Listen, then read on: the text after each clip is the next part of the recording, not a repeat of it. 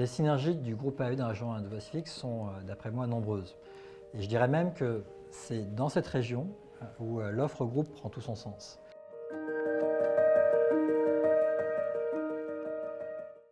Alors, le groupe AFD accompagne la stratégie française Indo-Pacifique de différentes manières. La première dimension, pour moi, c'est le fait que l'on travaille sur la promotion des biens communs mondiaux. De manière très concrète, ce qui aujourd'hui finalement fait le sens et le lien entre ces différents États et territoires, c'est les océans. Des côtes africaines finalement jusqu'au Pacifique, ce qui va relier l'ensemble de ces territoires et des enjeux qui vont avec, c'est bien sûr la préservation des mers et de la diversité des ressources marines. Et sur ce segment-là, c'est là où nous mobilisons notamment notre réseau de partenaires, d'acteurs que nous connaissons. Car là, ce qui fait la force finalement du groupe AFD, c'est l'ensemble de nos implantations dans les différents pays et territoires de la zone Indo-Pacifique et notre connaissance des enjeux, notre connaissance des acteurs et notre capacité finalement de les mobiliser.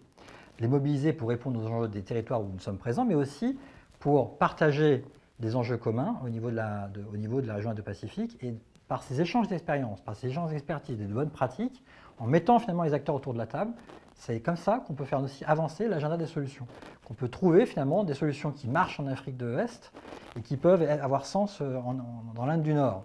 Et donc, à titre d'exemple, nous mettons en œuvre justement un partenariat entre parcs naturels dans la région Indo-Pacifique qui permettra de connecter des acteurs de l'océan Indien, des côtes africaines et du nord de l'Inde pour partager ces bonnes pratiques et comment améliorer la gestion des parcs naturels et le développement de l'écotourisme. Et ça, c'est déclinable finalement sur d'autres thématiques. On peut faire également ça sur la gestion des catastrophes naturelles, qui est un enjeu qu'on retrouve en Indonésie, qu'on retrouve aussi en Pacifique, qu'on retrouve aussi dans l'océan Indien. On peut le faire sur la préservation des ressources halieutiques, là où également l'AFD travaille.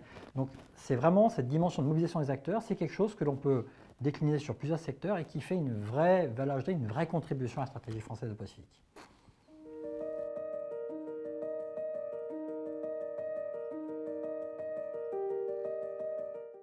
Les synergies du groupe AFD dans la région Indo-Pacifique sont, d'après moi, nombreuses. Et je dirais même que c'est dans cette région où l'offre groupe prend tout son sens.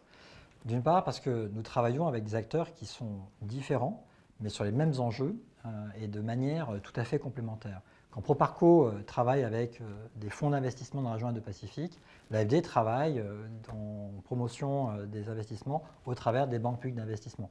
Et on ne fait pas de manière, on ne construit pas ces collaborations en silo, c'est-à-dire que les équipes travaillent ensemble et sur des sujets d'intérêt commun, parlons par exemple de la mobilisation autour de la finance climat, c'est à la fois l'AFD et Proparco qui vont mobiliser leurs acteurs ensemble sur ces mêmes enjeux. Et donc c'est un vrai travail où on met en relation nos acteurs et on crée une dynamique collective.